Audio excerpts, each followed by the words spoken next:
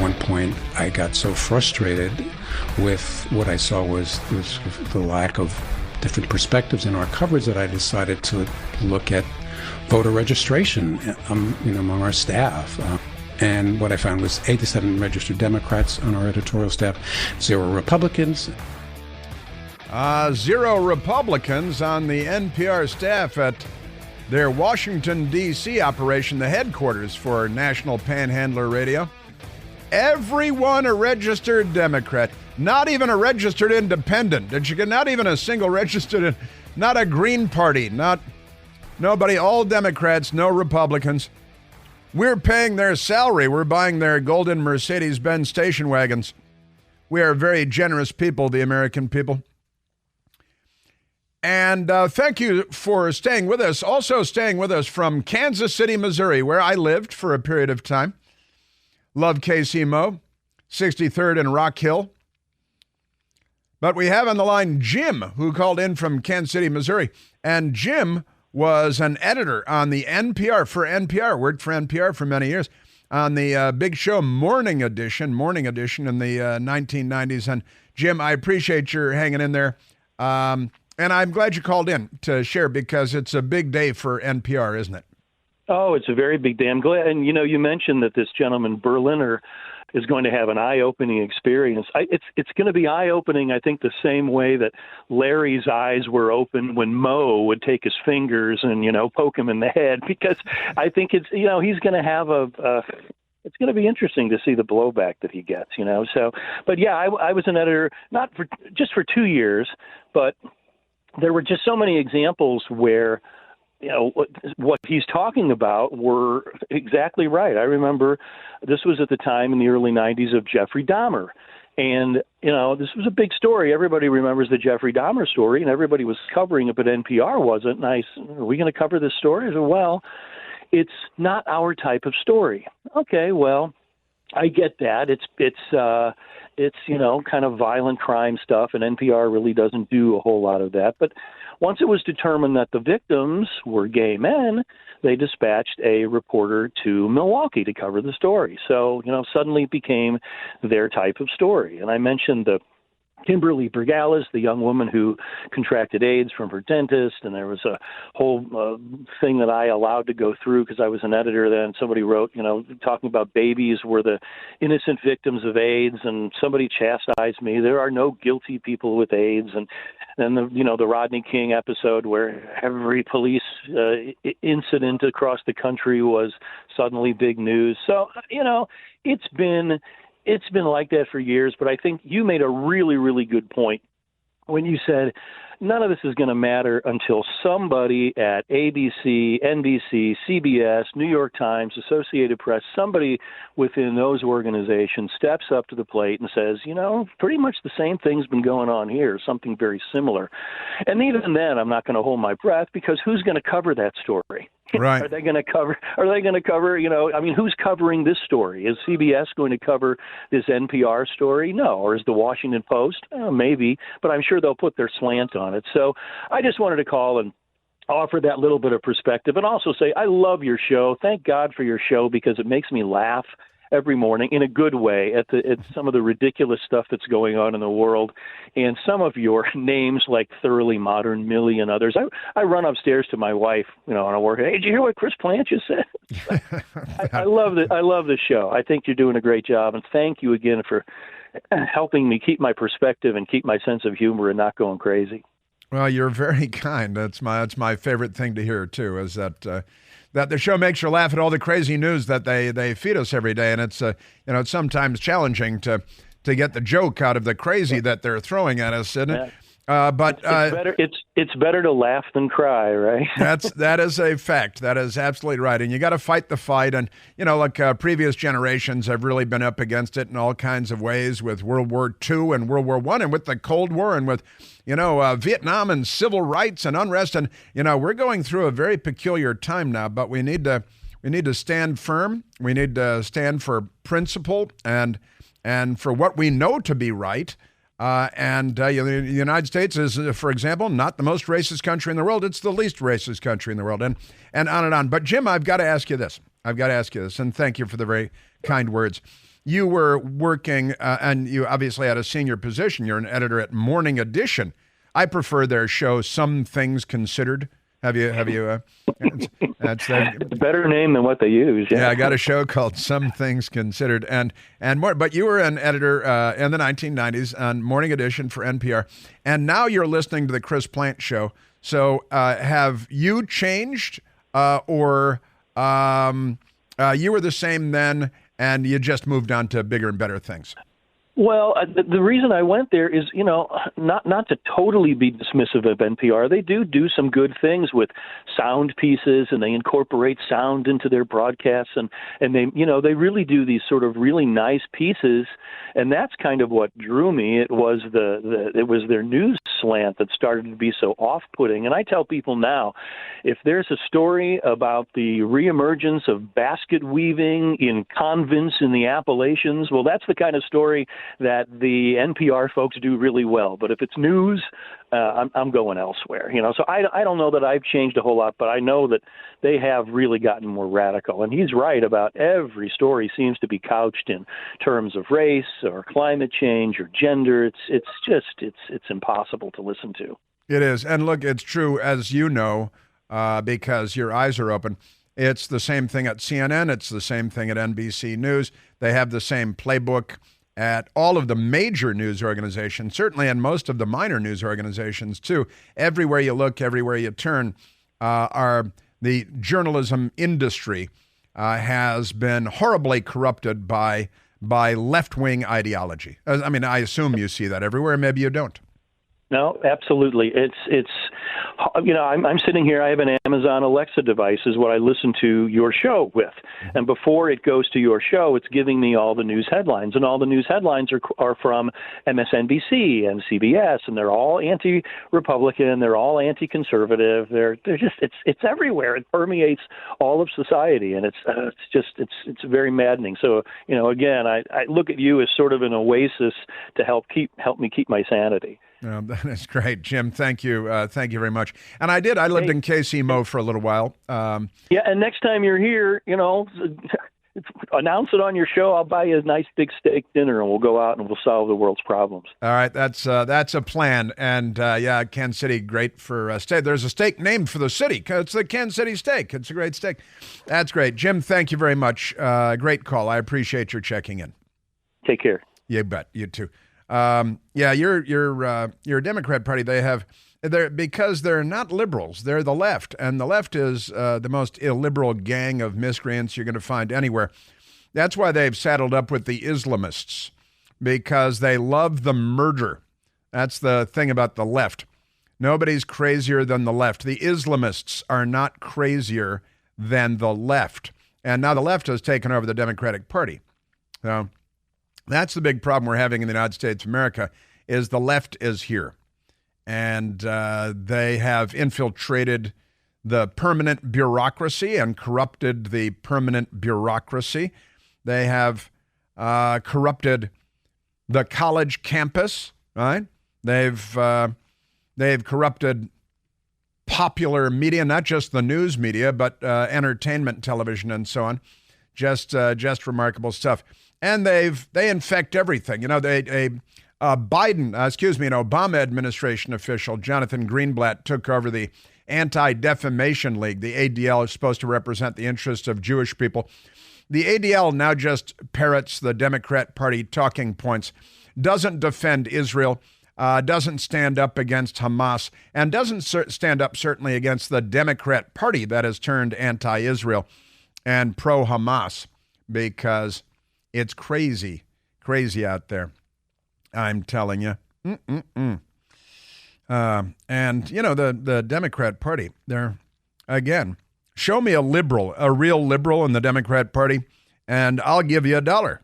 That's the thing about all that. And now let's get to, let's take a little break from the crazy and go to the crazy.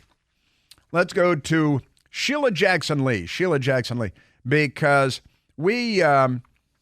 we played some yesterday of Sheila Jackson Lee, where she was at the Booker T. Washington High School in Houston, Texas, for the big eclipse.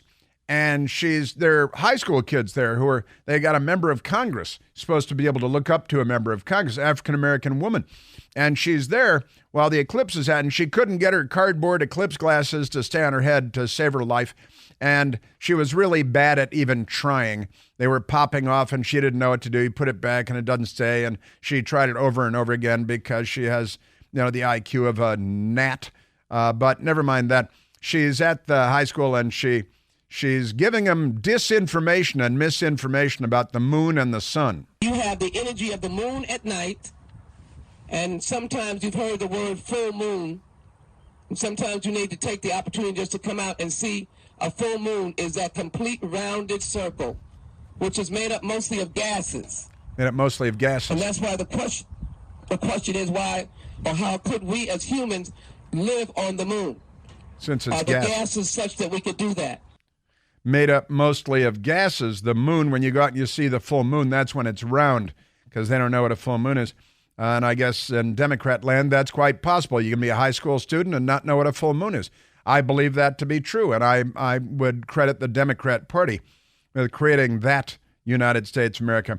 The moon is made up mostly of gases, because she is a scientific person. She's very scientific, mostly of gases. And just for Democrats listening, the moon is not made up mostly of gases. That's not true, what she just told the high school students. I don't know about you. I want to be first in line to know how to live and to be able to survive on the moon. That's another planet, which you're going to see shortly. It's not a planet. It's a moon. Planets are very distinct, and many planets have their own moons. Some have multiple moons. Now, she is on with the Space and Science Committee in the Congress of the United States of America. I've had cats that are smarter than her. She is a truly amazing and amazingly ignorant woman. The sun is a mighty powerful heat. It is almost impossible to go near the sun. The moon is more manageable. The sun is mighty powerful heat. It's difficult to go close to the moon. Now, the sun, don't get, because it's a great ball of fire. And if you get within millions of miles of it, it will incinerate you like that Democrat incinerated himself at the Israeli embassy a few weeks ago when he self-immolated. Boy, that is just great stuff. She now, just from memory, I think the moon is like, 92 million miles away. Is that the thing? And it's a great ball of fire in the sky that will cook a steak on the hood of your car in the summertime. It's pretty hot. Yeah, it's hard to get close to it. But the kids are hearing, the moon is made of gases, but the gases are good. We can live with those gases on the moon because, I saw a member of Congress tell me that, and now I know that it's safe to go live on the moon where there's no water, but it's gases and all that good stuff, because she is not the brightest woman in the world. And, she's not the brightest member of Congress, but she's not the only incredibly ignorant one either. There are lots of them, and it's kind of sad and tragic. They're all Democrats, that's for sure. Just amazing. But you may recall that Sheila Jackson Lee on the Space and Science Committee, she went to visit the site where they were monitoring the Mars probe, because the patriarchy sent a Mars probe to the planet Mars, which is a planet and not a moon, distinctly different. Not that our Congresswoman Sheila Jackson Lee is aware of that, regardless of the committees that she may sit on. And she went to the headquarters where they were monitoring the live camera that the patriarchy was feeding back from Mars. You're welcome. And she asked if they had located the American flag that was placed on Mars by Neil Armstrong, presumably talking about Apollo 11, which landed on the moon in 1969. But she is not a bright woman, and just amazing. Now, Representative Sheila Jackson Lee claims she misspoke after delivering bizarre speech about the moon being a planet which it's not, made up mostly of gases, which it's not, and then the sun being kind of too hot to walk on because, she says I obviously misspoke when I meant to say the sun. But as usual, Republicans are focused on stupid things like you instead of stuff that really matters. Yeah, like the fact that you're educating the next generation. That matters. What can I say, though? Foolish thinkers lust for stupidity. She's attacking Republicans because that's what she does. Mental dwarfism. It's ubiquitous in Washington. Eden Pure is having their famous BOGO deal on their Eden Pure Thunderstorm air purifiers. And when you buy one right now, you get one for free. No matter how many you buy, you get an equal number for free. You want to buy 25 of them? They're going to send 25 for free. The Thunderstorm will help completely eliminate any odor, even the worst odors. Talking about, bodily fluids and litter boxes, your mother-in-law's cooking, radical leftists. The O3 molecules seek out and destroy nasty odors, even behind and under furniture. Nothing can hide from the Thunderstorm. Now is the time to order, too, because Eden Pure's buy one, get one free sale is for a limited time only, so you don't want to wait. Thousands of 5-star reviews online. You know it works like a champ. People are buying several for around the house, even as gifts, for people that they need a little hint. They need a little help. You know what I'm talking about. Just go to EdenPureDeals.com, right there on Al Gore's amazing internet, and use the discount code ChrisBogo, ChrisBogo. That's buy one, get one. That's EdenPureDeals.com. The discount code is ChrisBogo. Yeah, she's not alone, though. She's got, it's Republicans' fault for noticing that she was wrong. She's a member of Congress. So she attacks. And do the Republicans attack in kind? No, they don't. No, they don't. Do they defund NPR? No, they don't, but they really should. Today. And I would not engage in any behavior that could be described as idiot. Hey, it's Chris Plant, excited to tell you about our July 2024 Listener Sea Cruise. We'll be sailing around the British Isles, visiting Scotland and Ireland. Please join us. Visit ChrisPlantCruise.com. Sheila Jackson Lee also famously said recently that the Constitution is 400 years old. It's 248 years old, but she's just a member of Congress. She's full of nuggets of genius. She's been providing us with these things for years. Today we have two Vietnams, side by side, North and South, exchanging and working. We may not agree with all that North Vietnam is doing, but they are living in peace. I would look for a better human rights record for North Vietnam, but they're living side by side. I don't think she can read. I think if you showed her a globe and asked her what it was, I think that would stump her. A world map flat on the mall, wouldn't be able to identify it.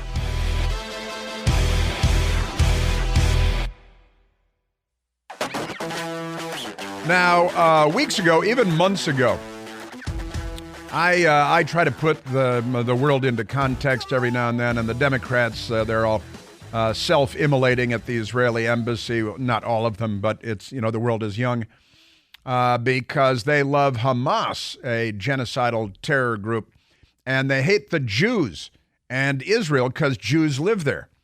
So the Democrat Party has become full anti-Jew and pro-Hamas, and it's a remarkable thing to sing. I keep pointing out, well, gosh, they'll say, 30,000 people have been killed in Gaza, which is a made-up number by the Hamas people themselves. The news media keep going with it.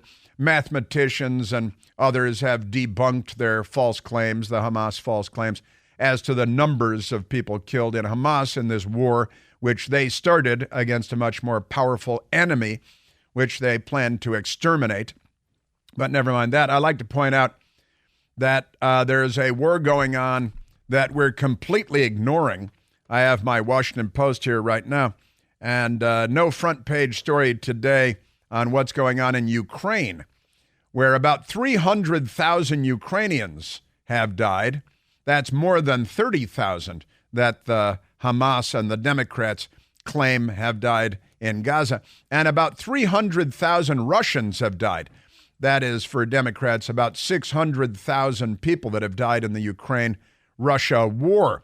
And Putin is a communist. Just by the way, commies kill. That's what they do. And too many Democrats are becoming commies here. And half of them are too dumb to even realize what they're becoming, what the Democrat Party is making of them. But I've also pointed out that the civil war in Syria has killed 10 times as many people. The civil war in Yemen has killed 10 times as many people as the left even claims were killed in Gaza, and the war against Israel, a civilized nation, unlike the Hamas elected leadership of Hamas, not civilized, represent the opposite of civilization. Well, amazingly today, they have a story in the Washington Post, and I've talked about this many times. The left doesn't care about the hundreds of thousands killed in Syria, or hundreds of thousands killed in Yemen, or hundreds of thousands killed in Ukraine, or hundreds of thousands killed in Russia. They don't care because, like their boy Joseph Stalin famously said, a single death is a tragedy. 1 million deaths are a statistic. And the Democrat Party certainly treats the world that way and humanity that way. There's no doubt about it. But I've also talked about Sudan and what's going on in Sudan, an African country with black Africans. And mostly in the north, they have some Arabs too. But today they finally have a story. Hunger stalks war-ravaged Sudan as aid is blocked and stolen. It's being blocked and stolen by Muslim men with AK-47 rifles, just like in the Gaza, where they steal everything. All the aid we send in. The subheadline is, nearly a year after fighting broke out, a bigger food disaster than Gaza looms. Now, it doesn't loom. It's already there and has been there for a long time. Now, a total of 2 million people live in Gaza, so we're told. But the country of 49 million people, the Sudan, is in the midst of they've got the Islamists over here and the not the Islamists over there, and everybody butchers everybody. And they have Darfur, which, hey, I thought we fixed Darfur. No, not quite. But they say in Sudan's post-apocalyptic cities, in the desert battlegrounds of Darfur, and even in the war-ravaged farmlands of the south, families are beginning to starve. It's not beginning. It's been going on for a long time.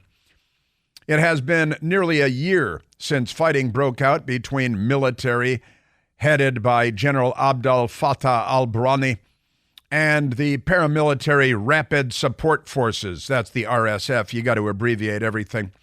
Headed by General Mohammed Hamdan Dagalo. All right, now, everybody's named Mohammed. You got a lot of Mohammeds and General Abdels and Fatah and all that stuff, right? So you see what's going on. The war plunged the nation of 49 million people into chaos, forcing more than 8 million from their homes. Wait a minute, we've got 8 million displaced internal refugees? Yeah, sure, no problem. The United Nations World Food Program, which is good for nothing, says the roots of the hunger problem are twofold. Access to funding, so Biden will throw a couple billion at them. It'll be stolen by the warlords. They'll buy yachts in Malta and mansions in Italy, and nobody will get fed. And the newspapers will pretend that we did something good. Within Sudan, World Food Program trucks have been blocked, hijacked, attacked, looted, and detained. Outside Sudan, makeshift camps are swollen with hungry and sick arrivals. But there's no money to feed them. This is a shakedown, the front page of the Washington Post today. Most have fled into South Sudan and Chad. Now, here's the thing. All the food distribution in Chad, home to 1.1 million refugees. Wait a minute. So we got 8 million displaced internally, 1.1 million that have fled the country into Chad next door. You know things are not going well when you're fleeing to Chad. Oh, thank God we're in Chad. Oh, honey, we've made it to Chad. Things aren't going very well. So 1.1 million refugees just in Chad that have fled out of there. And that's no problem. Kids are dying of starvation within Darfur and other parts of the country. They're yelling. It's Cindy McCain, who's now John McCain's widow, now the head of the World Food Program, naturally, and because, it's a circle fest in a hot tub. But getting permission from the government food convoys to bring food in can take up to 3 weeks. This is exactly what's going on with the troglodytes in Gaza, right? And now they say it's a food disaster worse than Gaza looming. No, it's already worse than Gaza. And by the way, I played for you the audio the other day of the woman who's done the math on this, and it's great.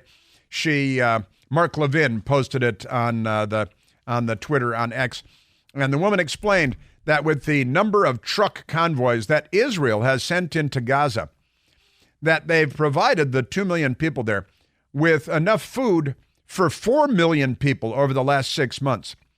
And still they're saying, oh no, we're dying of starvation here because the Jews, and it's just amazing. The lies are so pervasive, and that again is because of NPR and our corrupt news media.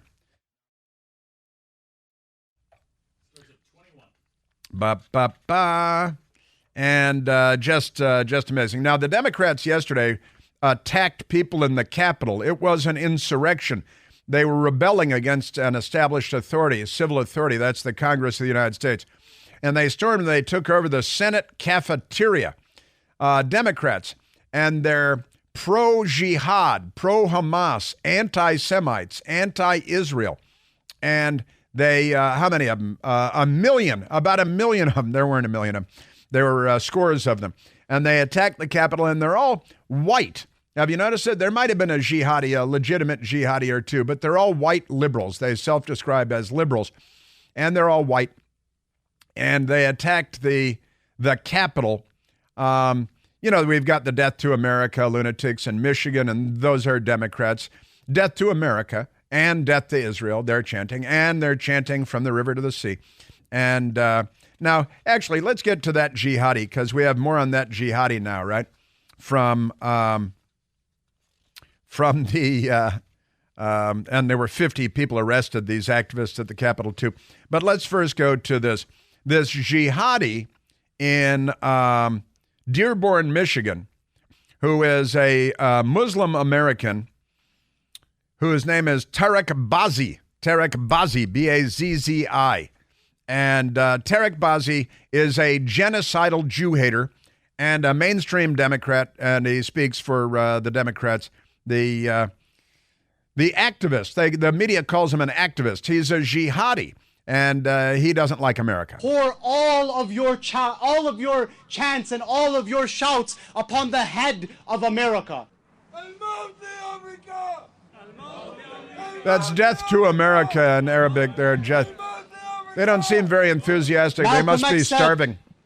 And I quote, "We live in one of the rottenest countries that has ever existed on this earth. It's not Genocide Joe that has to go. It's the entire system that has to go." It's the entire system. Malcolm X. He's not quoting Martin Luther King or, no, Malcolm X. And that's the entire system that has to go. The Democrat Party is pretty much with him. Well, Tarek Bazzi, turns out more video has emerged of this jihadi, this genocidal hate cult leader, violent criminal. And if he can be deported, he should have been deported yesterday. We need Trump as president because these animals need to be catapulted out of the country into the ocean or wherever we can catapult them. We'll get really big catapults. Maybe we can catapult them all the way to the beach in Gaza, which should be beachfront paradise, a Mediterranean paradise. But the animals, they can't turn paradise into paradise, even if it's already paradise when they get there.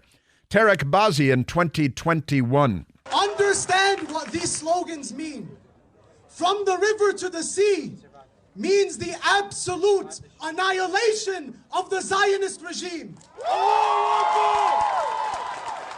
Israel shar mutlaq. It is absolute evil.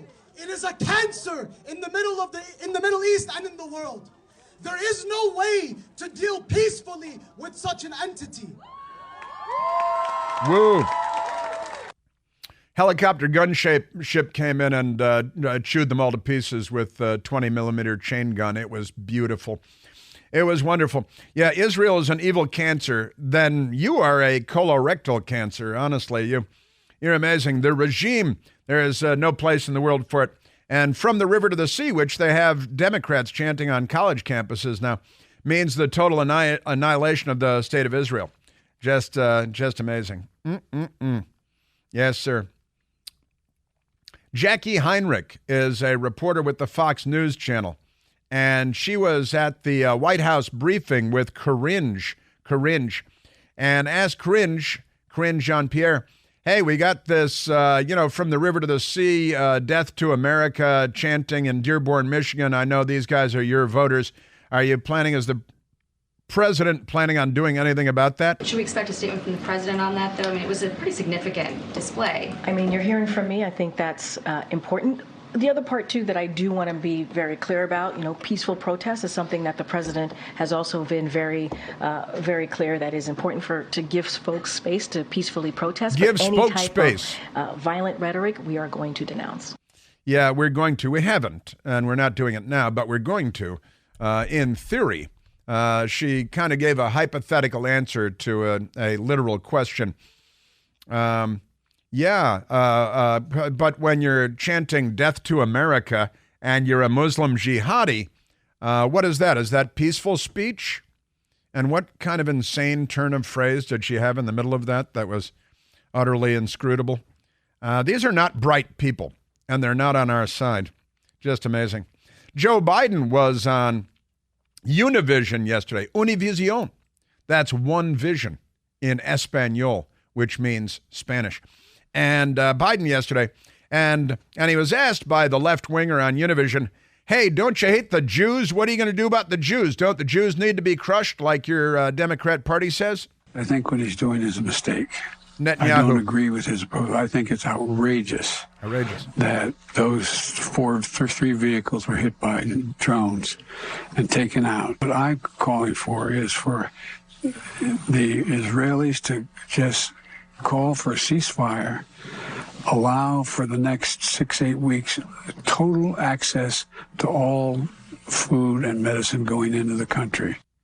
Now, again, they've been provided with enough food to feed 4 million people for 6 months, and somehow they're still starving. And the AK-47 toting bearded loons from a medieval hell that slithered out of cracks in the earth are stealing all of the aid that we're sending there, using the Russian-made AK-47s to do it. But did you notice what Joe Biden didn't mention? He attacked Netanyahu, and he's very angry, and he uses incendiary language to describe Benjamin Netanyahu as standing up for civilization itself. And it's the troglodytes that are stealing all of the aid that we've sent in there. And this idiot, there are ships that are doing the slow boat to China thing over to the Eastern Mediterranean to build a port for a terrorist group called Hamas, which is comprised of genocidal racists. But Joe Biden is there to help him. And he demands that the Israelis have a call for a ceasefire. And he wants 6 to 8 weeks so we can pretend that we're delivering food aid. How about we fill all their 300 miles of tunnels with concrete? Oh, wait a minute. They haven't released the hostages. Joe Biden didn't mention the hostages. There are Americans being held hostages. Joe Biden didn't mention the Americans being raped every day by these savages, and he didn't call for their release. He didn't demand that Hamas turn over their leadership to be put on trial for the crimes against humanity that they've perpetrated. How many hostages are still being held, Joe Biden? And when are you going to demand their release? Just amazing. Now, yesterday, Democrats showed up at the Capitol, and they took over the Senate cafeteria, and nobody's going to jail for 20 years. Nobody, like Enrique Tarrio, a black American of Cuban descent, leader of the Proud Boys, who wasn't even in Washington, D.C. on January 6th, and was sentenced to 22 years in prison for the role that he played or didn't play in the events of January 6th. The Democrats that set the Church of the Presidents on fire and forced the evacuation of the president and the first family from the White House, nobody's in jail. Injured 180 police, brought M80s, eighth of a stick of dynamite, to throw at the police, injuring 180 police. Nobody's in jail for that. The Democrats took over a piece of the Capitol and the Senate cafeteria yesterday to cheer on Hamas a genocidal death cult. 50 people were arrested. I bet they're all free now, and nobody will be going to jail for decades, that's for sure. The Democrat Party is pro-jihad. If you're a Democrat, there's something wrong with you.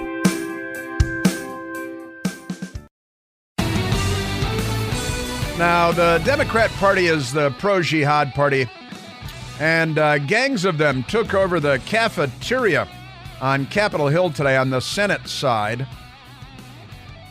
and in the Dirksen Senate office building. And they have banners, and they're yelling about children are dying in Gaza. Children are starving in Gaza. People are dying in Gaza. What with the war zone and everything. And you know, Joe Biden just told Univision he's really angry with Netanyahu because those Jose Andres people, 7 of them were killed in a bombing, an Israeli bombing. But they don't follow the news. It turns out that Gaza brought the food people, the gourmet for ghouls people of Jose Andres, brought him into their motorcade, brought him into their convoy, and their convoy was attacked. And it's very unfortunate.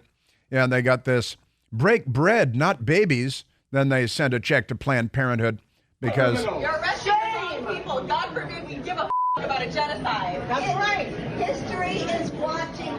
History is always watching, dimwit. Your brain is the size of a grain of rice. Just try to leave the planet alone. About 50 people were arrested protesting the Israel-Gaza war in Senate cafeteria. The Washington Post types on behalf of Hamas. About 50 activists calling for a ceasefire in the Gaza, just like Joe Biden. They're on the same page. Were they calling for the release of the hostages who are being raped every day by the bearded troglodytes?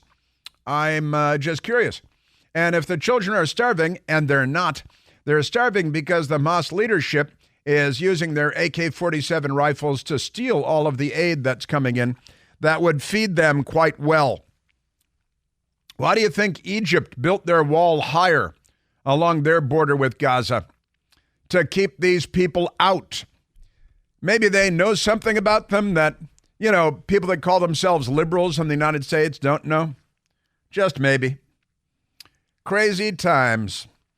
So much stuff I didn't get to today. I'm going to have to come back tomorrow and try to get to more.